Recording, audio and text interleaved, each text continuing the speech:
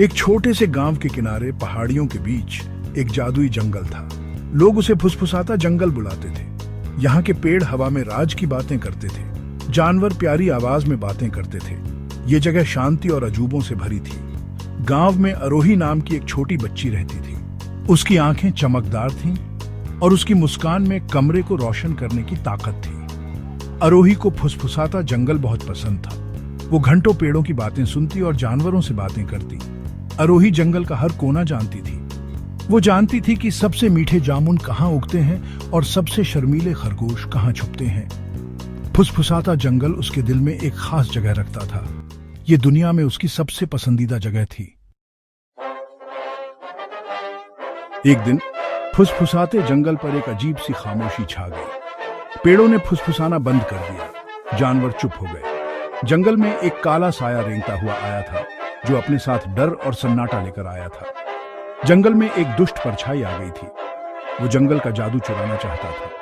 वो जंगल को एक अंधेरी और खामोश जगह बनाना चाहता था। जानवर डरे हुए थे। पेड़ डर के मारे कांप रहे थे। फुसफुसाता जंगल, जो कभी जीवन से भरपूर था, अब डर से भर गया था।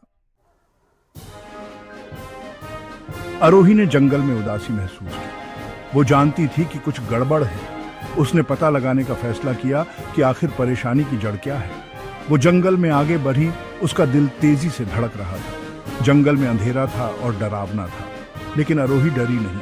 वो जानती थी कि उसे बहादुर बनना होगा। उसकी मुलाकात एक छोटी सी गिलहरी से हुई, जो डर के मारे कांप रही थी। परछाई, गिलहरी फुसफुसाई, वो हमारा जादू चुरा रहा है।